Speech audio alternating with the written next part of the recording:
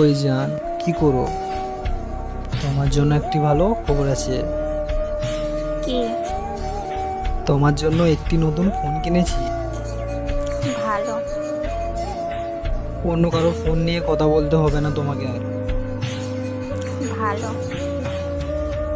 তুমি কি খুশি হও নাই? হুম। খুশি।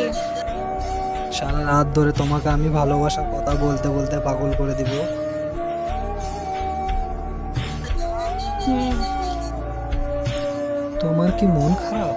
না। তাহলে কথা বলছো না কেন? বলছি আমাকে ভুলে যাও। মানে? মানে তুমি আমার সাথে কন্টাক্ট রাখিও না। কিন্তু কেন? স্পেশাল ভাবে বলতেছি, শোনো, আমার এঙ্গেজমেন্ট হয়ে গেছে কি? কখন? গত রবিবারে। আমাকে বললে না যে? সব কথা কি তোমাকে বলতে হবে নাকি? হঠাৎ এমন পরিবর্তন কেন তোমার? আমি এত কিছু জানি না। আমার সাথে কোনো যোগাযোগ রাখিও না। ভালো থেকো। হুম, ভালো থেকো বললেই কি ভালো থাকা যায়? তাছাড়া আমাদের ভালোবাসা তো অল্প দিনের নয়। বিগত 4 বছর আমরা রিলেশনশিপে আছি। এই 4 বছরে তুমি আমাকে কি দিতে পারছো? মানে?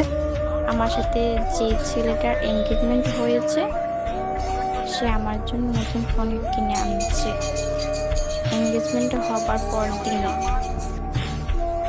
আমিও তো তোমার জন্য নতুন ফোন কিনে আনছি। একটা ফোন কিনতে তোমার 4 বছর লেগে গেল। জানি না তোমাকে যদি বিয়ে করতাম আমার শখের জিনিসগুলো নিতে কত যুগ চলে যেত। আমি তোমাকে ভালোবাসা দিয়ে কিছু হয় না। বাস্তবতায় ফিরে আসো। ভালোবাসি।